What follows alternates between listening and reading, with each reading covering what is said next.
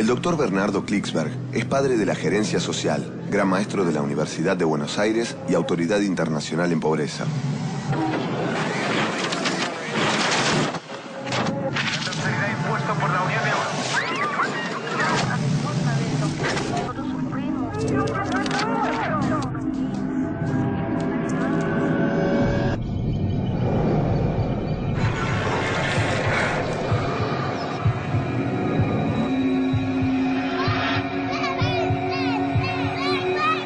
¿Sabía usted que en el mundo hay 3.200 millones de personas que ganan menos de $2 diario?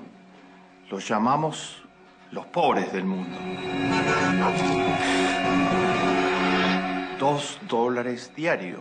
Eso quiere decir, por ejemplo, en pesos argentinos, que ganan menos de 10 pesos por día.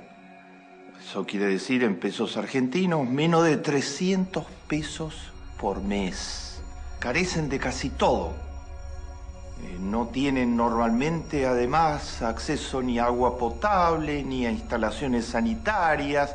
Viven en viviendas que se caen a pedazos, absolutamente precarias.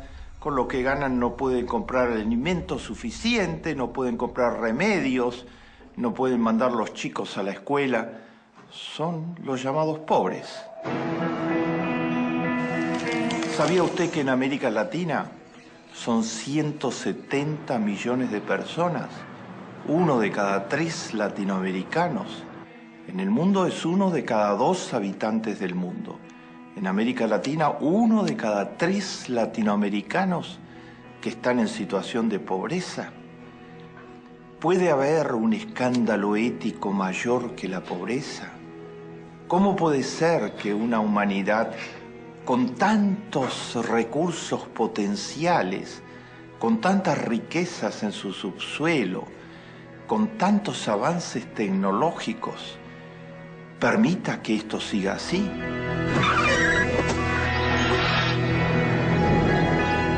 Nos vamos a centrar en una de las razones principales por las que esto sigue así. En los razonamientos, los mitos y las falacias con que muchas personas que podrían ayudar a cambiar la situación se escudan, argumentan, para poco menos que no hacer nada frente a la pobreza. Vamos a poner a foco 4 razonamientos muy usuales, particularmente en las clases medias y en las clases altas, muy usuales en el mundo y muy usuales en América Latina, sobre la situación de los pobres. 4 razonamientos que son falsos, pero que cumplen muy bien su función de liberar de responsabilidades y de culpas a amplios sectores de la sociedad que podrían ayudar a que esta situación intolerable éticamente cambie.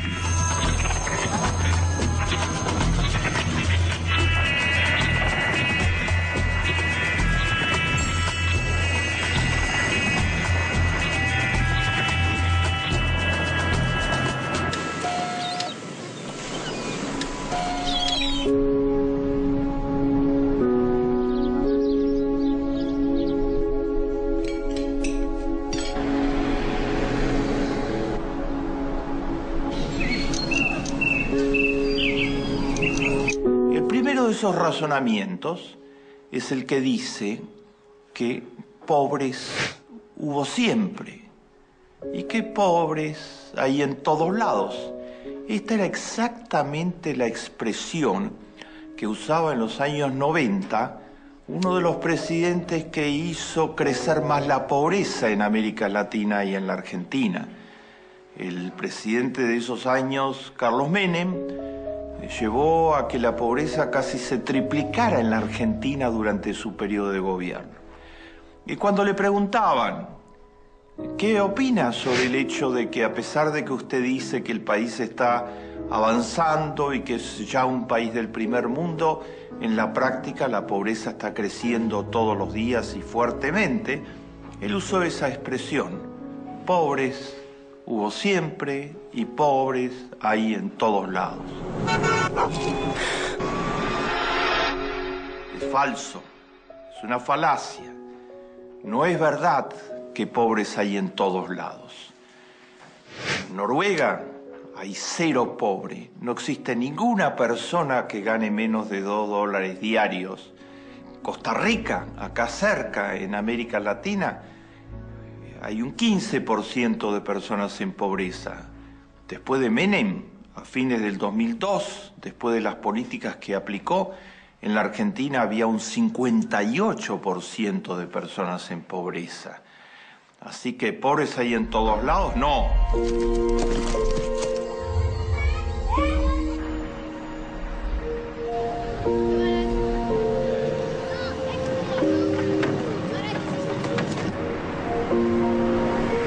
Y es distinto tener un 58% de pobres a tener un 15%. Argentina es mucho más rica que Costa Rica en recursos de todo tipo. Así que algo pasó. Lo que pasó fueron las políticas que se aplicaron en los años 90. ¿Y que pobres hubo siempre? Mentira. Por ejemplo, en la Argentina, a comienzos de los 60, antes que llegaran las dictaduras militares y que llegaran los modelos neoliberales ortodoxos que ellas mismas trajeron y que después quedaron instalados, la pobreza era menor al 10% de la población.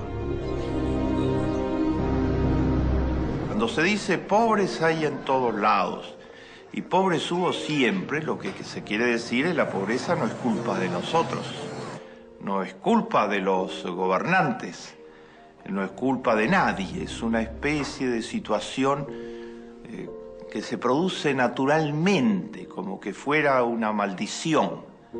No es ninguna maldición, es producto de políticas que generan pobres, es producto de sociedades que no se hacen responsables de combatir la pobreza.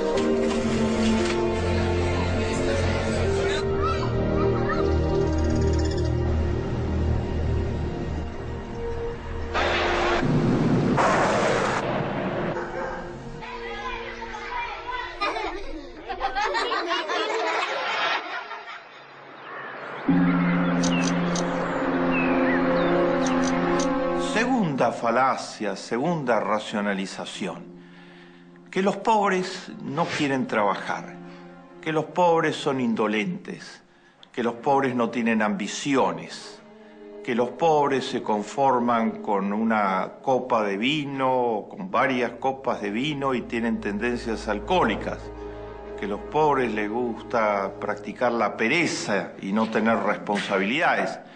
O sea, esto es echarle la culpa de la pobreza a los pobres. Decir que ellos son los responsables de su pobreza. ¿Puede haber una aberración más grande?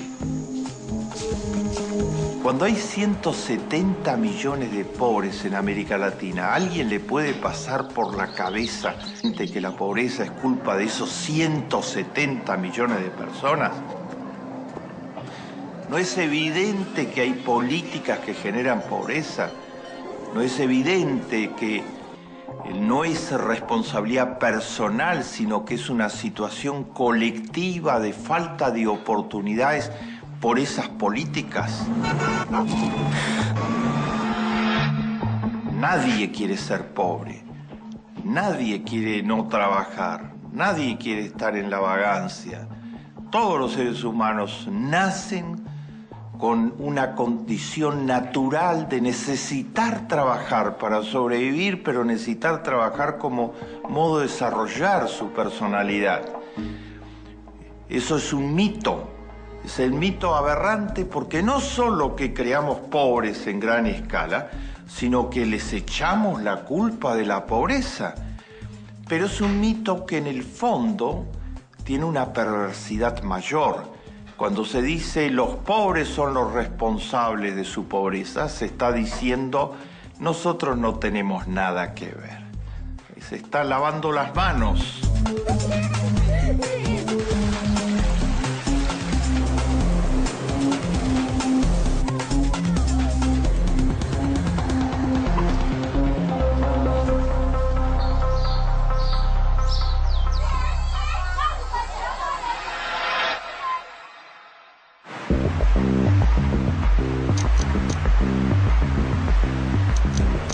tercer mito sobre la pobreza es el mito que dice, ¿y yo qué tengo que ver? No son ya los gobernantes, sino sectores muy amplios de las clases medias y de las clases altas que dicen, sí, hay pobreza, pero eso es responsabilidad de los gobiernos, que se ocupen los gobiernos, o que se ocupe Cáritas, organizaciones que por convicción religiosa les importa mucho la pobreza, o la AMIA. Esto de que yo no tengo nada que ver es una inmoralidad absoluta. ¿Qué quiere decir que yo no tengo nada que ver?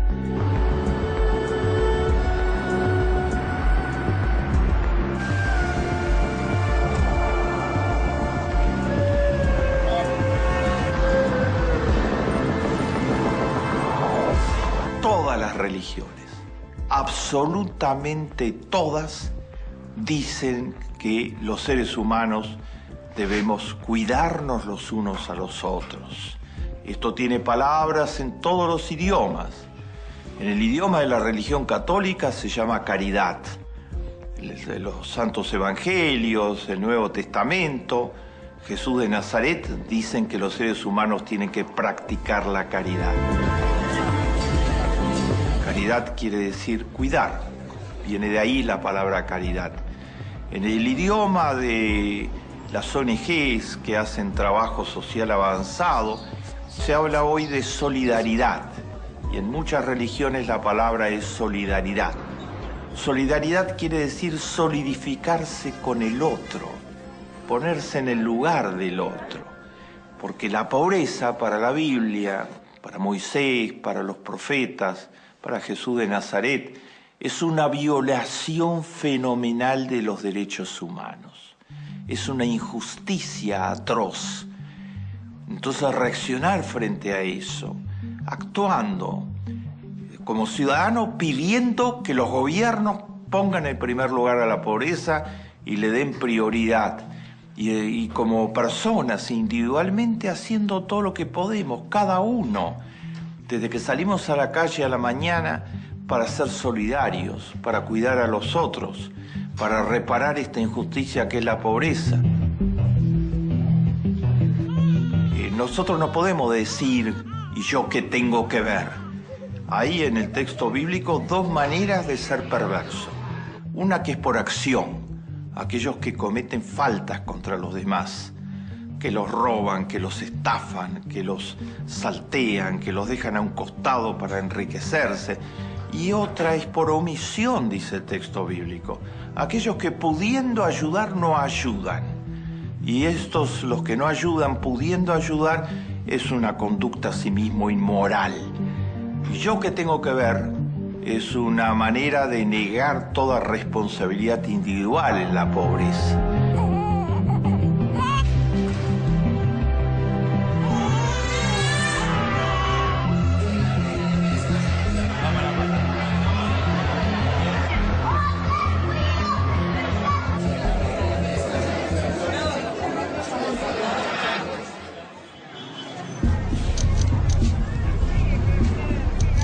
La cuarta es esta muy popularizada, de decir mucho cuidado con ayudar a los pobres a través de programas asistenciales y de las políticas sociales en general, porque esto estimula la vagancia.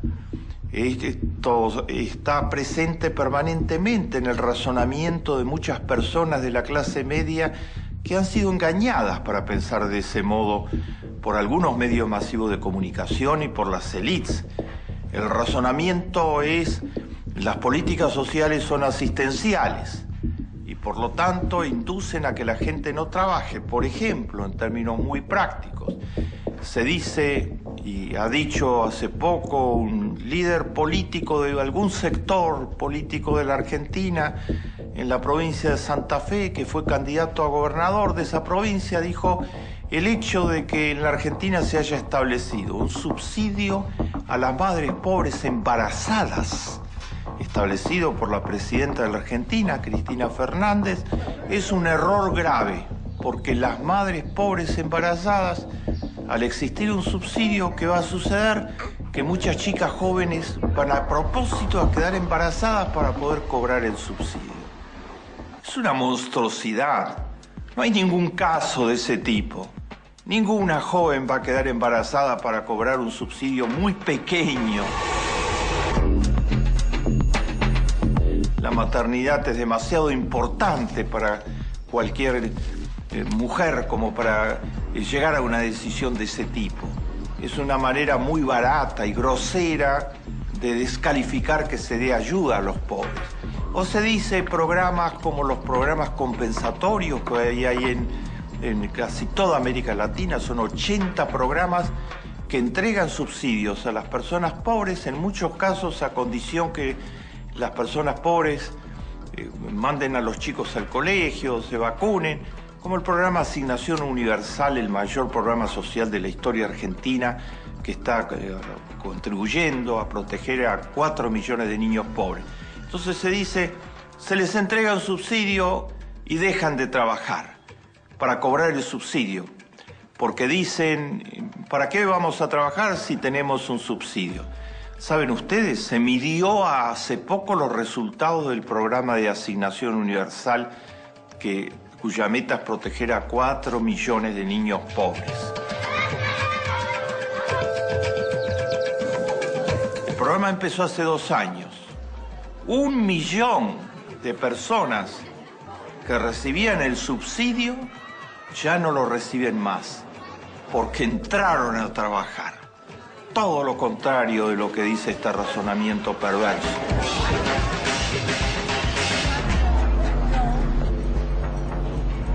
La gente no deja de buscar trabajo por tener un subsidio pequeño, muy importante, porque los ayuda a sobrevivir. Sigue buscando trabajo y gracias a que tienen el subsidio, mejora la situación en su hogar, mejora la posibilidad de que manden los chicos al colegio, tienen más tiempo y posibilidades de autocapacitarse ellos mismos. Y el resultado ha sido que 1 millón ya no necesitan recibir el subsidio porque ahora tienen trabajo y entonces son cubiertos por la asignación familiar. Cuando las personas tienen trabajo, en países como la Argentina y otros en América Latina, se les paga por hijo a través de leyes. Por cada hijo se les paga una asignación familiar. Entonces ya no cobran más el subsidio para niños pobres porque ahora cobran la asignación familiar. Pero cobran la asignación familiar porque el subsidio sirvió para incentivarlos a buscar trabajo. Entonces es una falacia total decir que los pobres no buscan trabajo porque reciben un subsidio.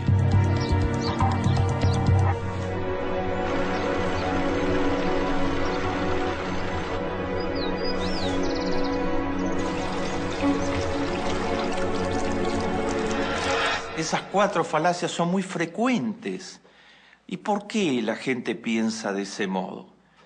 Y la gente piensa de ese modo porque no tiene información, porque su información sobre los temas de la pobreza son muy limitados, porque no sabe siquiera que existe un universo tan grande de gente pobre, y porque se la ha engañado es profeso. Porque sectores importantes del 1%, ese 1% que controla el 43% de toda la riqueza del género humano, no quieren gastar en los pobres, no quieren molestarse en gastar en los pobres y no quieren de ninguna manera que se toque el problema de las causas reales y estructurales de la pobreza, porque una de esas causas reales y estructurales es esa misma desigualdad. Son las muy grandes desigualdades.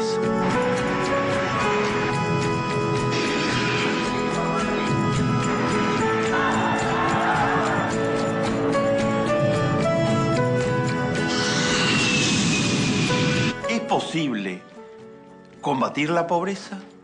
¿Es posible eliminar la pobreza? De acuerdo a las 4 falacias, no. Porque si la pobreza hubo siempre, si hay en todos lados, si los pobres son los culpables de la pobreza, si yo no tengo nada que ver y si no tiene que haber subsidios, entonces no se ve cómo se puede combatir la pobreza. simplemente un estado de cosas que acompañará al género humano, según dicen el 1%, muchos medios masivos de comunicación, y han convencido a una parte de la población para que piense así. Esta es la última falacia. Sí es posible derrotar a la pobreza. Sí es posible dar la batalla contra la pobreza y ganarla. La ganó Noruega, que no tiene ningún pobre en su territorio. Incluso todos los extranjeros que llegan muy pobres a Noruega, de África en muchos casos, inmediatamente son cubiertos por toda la legislación protectora y son rescatados de la pobreza. La ganó Costa Rica, que tiene muy pocos pobres, a pesar de ser un país pobre.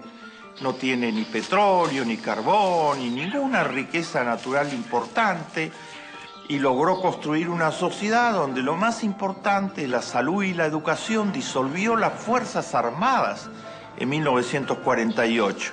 Es uno de los pocos países del mundo que no gasta nada en armas y vuelca todo eso en salud y en educación.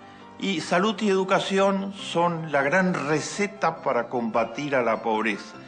Lo logró Brasil, que es uno de los países que tenía más pobreza de todo el planeta Tierra, pero cuando un obrero que no pudo estudiar en la escuela primaria llegó a la presidencia del Brasil, Lula da Silva, y él sí sabía lo que es de verdad la pobreza, porque formó parte de una familia de 11 hermanitos, de los cuales 5 murieron por pobreza de sus hermanos. El presidente Lula le dio orden terminante a todos sus ministros. Lo más importante para este gobierno es combatir la pobreza. Los ministros sabían que cada vez, esto narrado por uno de sus asesores más importantes, que cada vez que presentaban un proyecto al presidente Lula da Silva, él tenía en su cabeza como categoría central de pensamiento si eso iba a ayudar o no a bajar la pobreza en el Brasil. Y logró sacar 40 millones de brasileros de la pobreza. Su sucesora, Dilma Rousseff, también sabe lo que es la pobreza. De otro modo, cuando era joven, ella es de una familia de clase media, es una prestigiosa profesional, pero cuando era joven salió a la calle del Brasil a combatir la pobreza y la pusieron presa, la dictadura militar, y la torturaron y la tuvieron secuestrada.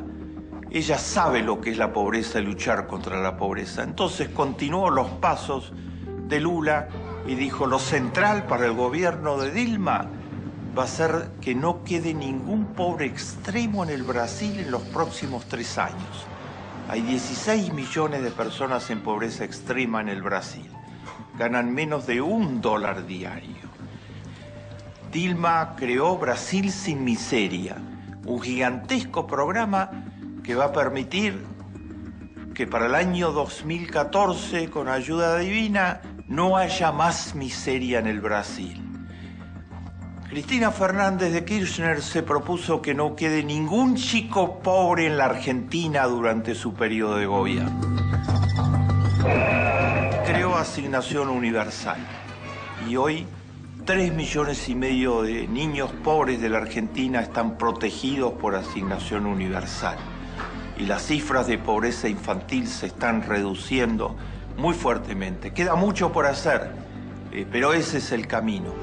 El presidente Tabaré Vázquez en el Uruguay dijo: ¿cómo puede ser que los chicos pobres del Uruguay no tengan derecho a entrar en una computadora? Porque como son pobres, no hay ninguna posibilidad de que tengan una computadora en su casa, muy pocas posibilidades de que puedan entrar en una computadora pagando tiempo de computadora, y por lo tanto están condenados a ser pobres, entre otras cosas, porque quedan excluidos totalmente del nuevo mundo de las tecnologías que significa la computadora.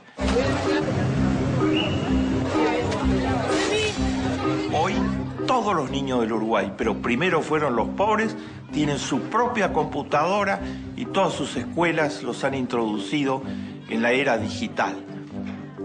Les mostré 4 falacias respecto al inmenso problema de la pobreza. Todas mentiras para autojustificar las malas conciencias. Y les mostré que la pobreza es derrotable, que es enfrentable. Pero para que eso suceda hay que apoyar a los gobernantes y a las políticas que luchan contra la pobreza. Y cada uno tiene que meterse en esto. No puede haber neutralidad frente a la pobreza.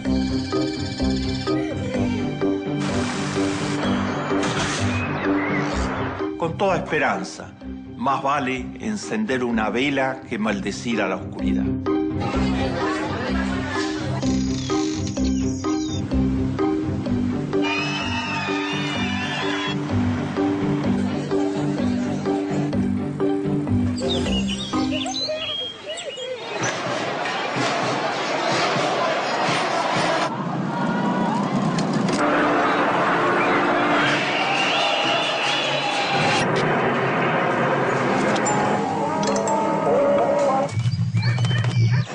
Millones de personas